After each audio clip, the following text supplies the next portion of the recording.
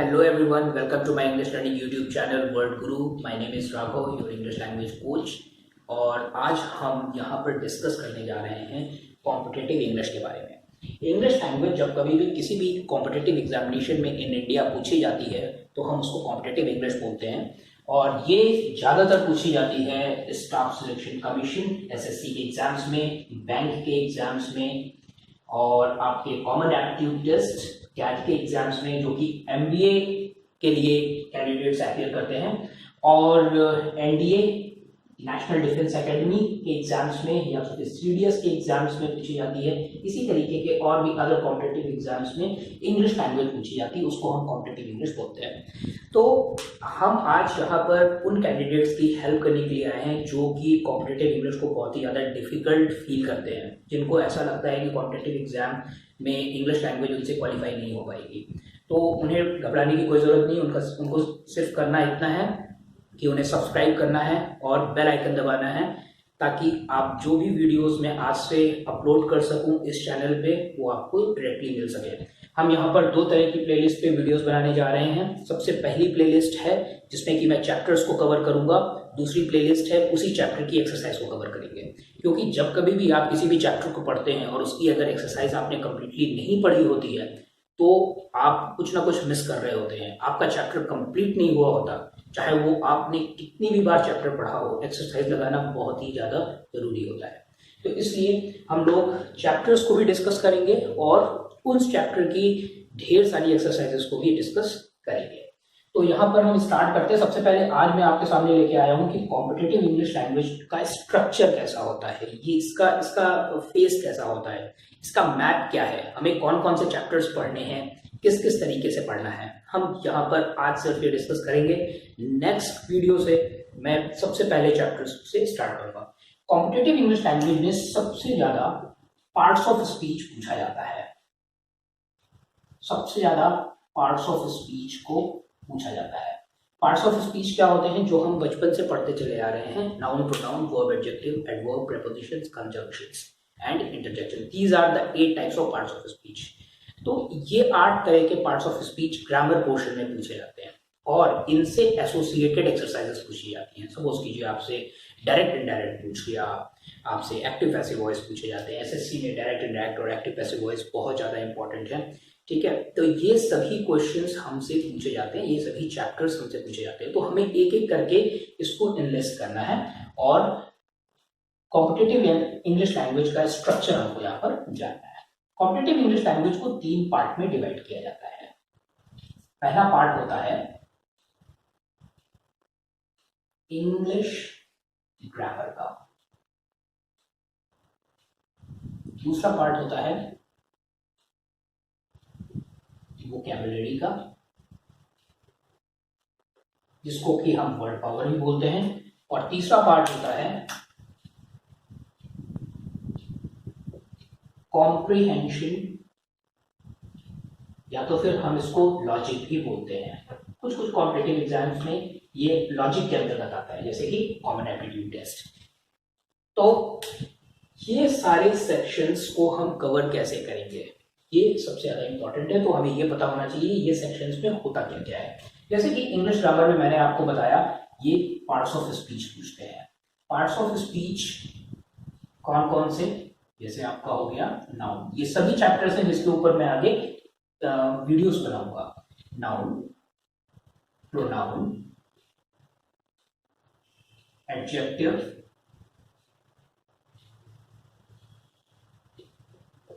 Adverb, preposition,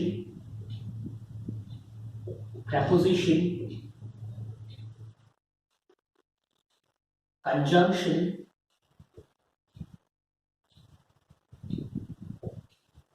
preposition, conjunction, सबसे लंबा topic verb. मैंने 8 पार्ट्स ऑफ स्पीच आपसे बोले थे, पर चैप्टर्स में हम 7 पार्ट्स ऑफ स्पीच का यूज देखते हैं। जैसा कि कॉम्पिटिटिव इंग्लिश में ज्यादातर जो क्वेश्चंस बनते हैं वो 7 पार्ट्स ऑफ स्पीच से बनते हैं। तो हमें ये 7 पार्ट्स ऑफ स्पीच सबसे ज्यादा कवर करने हैं। इंटरजेक्शंस का भी हम इंट्रोडक्शन लेंगे। इंटरजेक्शंस इंटरजेक्शंस,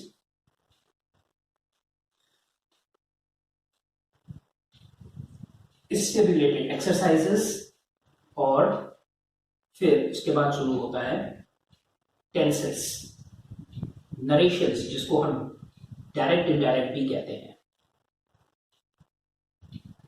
वॉइस जिसको हम एक्टिव पैसिव वॉइस कहते हैं, और इससे रिलेटेड एक्सरसाइजेस। हाँ, प्रोनाउन से भी एक टॉपिक निकलता है यहां से, दैट इज क्वेश्चन टैग, हम इसको भी पढ़ेंगे। क्वेश्चन टैग और कंजंक्शन से एक एसोसिएटेड टॉपिक होता है, ये एसोसिएटेड टॉपिक्स हैं कंडीशनल्स नाम का, कंडीशनल्स, हम उसको भी पढ़ेंगे और इनकी एक्सरसाइजेस करेंगे। तो ये हैं इंग्लिश ग्रामर के वो टॉपिक्स जिसको कि आपको प्राइमरीली पूरी तरीके से एक्सरसाइजेस के साथ कंप्लीट करना है। जैसे कि नाउन के बारे में मैं आपको बता दूं, नाउन एक वर्ड है जिसको लैटिन वर्ड नॉमेन से डिराइव किया गया है। इसका मतलब होता है किसी भी तरीके का नेम। प्रोनाउन जो नाउन की जगह पर इस्तेमाल हो सके, जो नाउन का सपोर्टर हो। Pro means supporter, noun means name, noun का सपोर्टर दैट इज प्रोनाउन। ठीक है, इसी तरीके से एडजेक्टिव एडवर्ब्स ये डिस्क्राइबर्स होते हैं। एडजेक्टिव नाउन प्रोनाउन को डिस्क्राइब करता है, एडवर्ब एडजेक्टिव खुद को और वर्ब को डिस्क्राइब करता है। डिस्क्राइबर्स मतलब जो किसी के बारे में कुछ कहते हैं, कुछ बताते हैं, कुछ ऐड करते हैं उसकी मीनिंग में। These are adjectives and adverbs.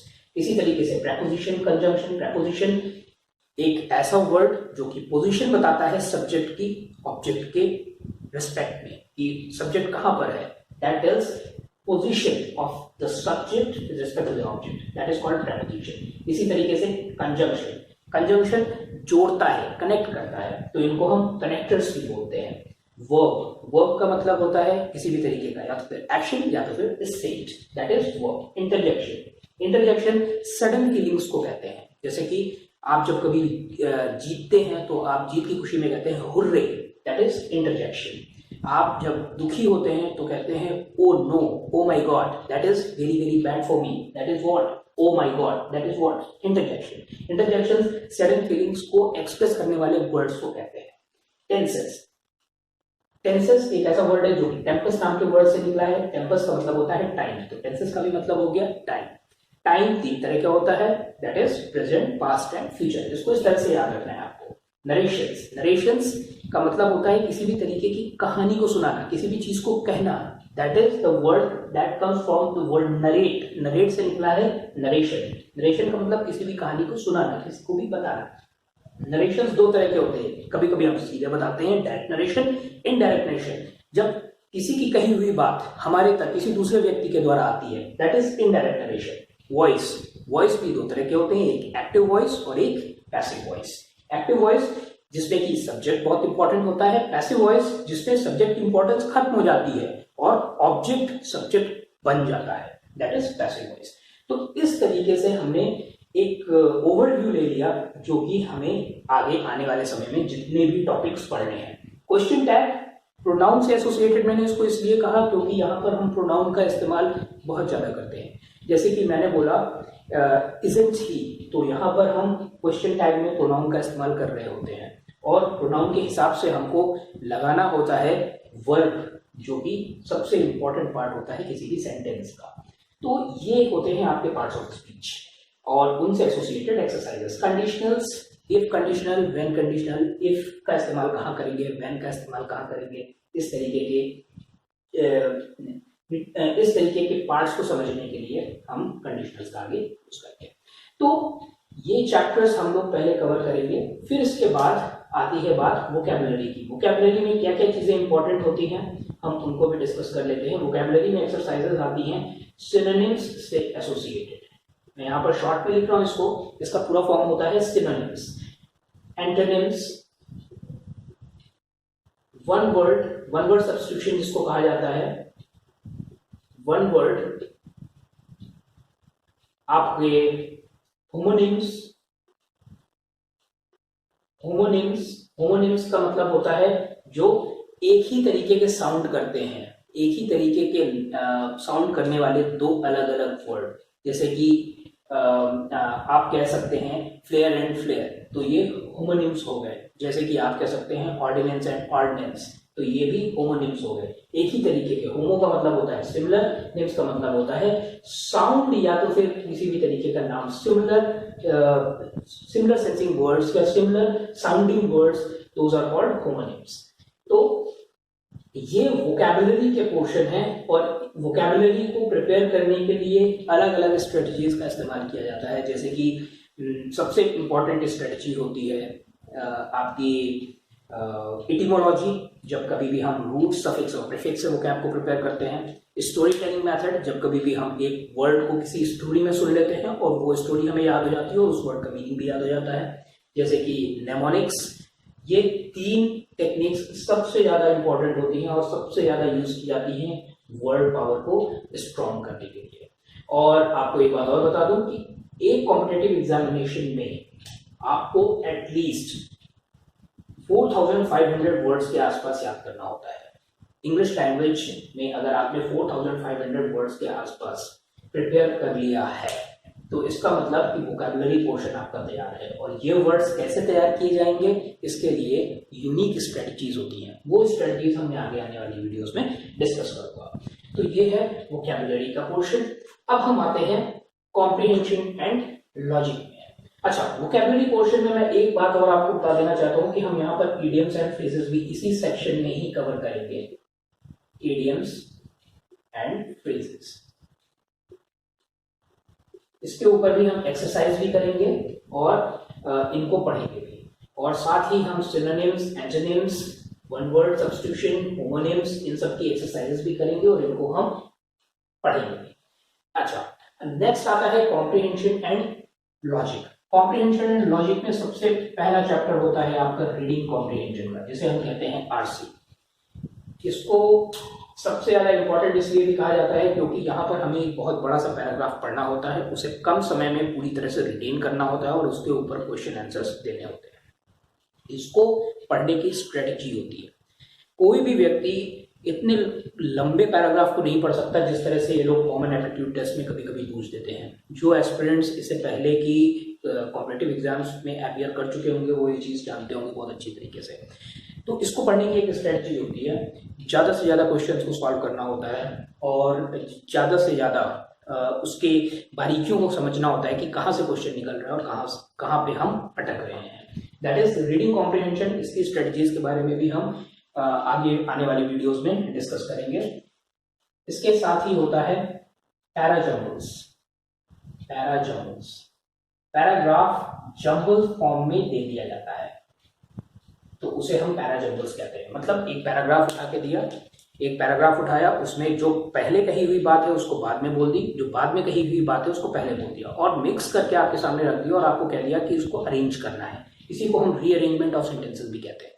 तो आपको प्रॉब्लम तब होती है जब कभी भी किसी भी बीच की स्टोरी से या बीच के आर्टिकल से पैराग्राफ आपके सामने उठाकर जम्बल्ड फॉर्म में रख दिया जाता है। वहां पर ये डिटेक्ट करना बहुत मुश्किल हो जाता है कि कौन सा पार्ट पहले आया था या कौन सा पार्ट बाद में आया था।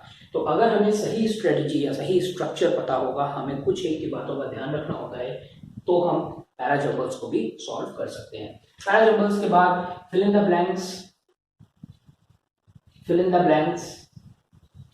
मैं फिल इन द ब्लैंक्स को इसलिए लॉजिक पोर्शन में रख रहा हूं क्योंकि कॉम्प्रिहेंशन और लॉजिक पोर्शन में इसलिए इसको रख रहा हूं क्योंकि इसमें सिर्फ ग्रामर और वोकैबुलरी की जरूरत नहीं होती, इसमें हमें सेंटेंस की मीनिंग को भी समझ के पढ़ना पड़ता है। हालांकि इसके लिए आपको ग्रामर और वोकैबुलरी भी आना बहुत ज्यादा जरूरी है अगर आप फिल इन द ब्लैंक्स करना चाहें तो।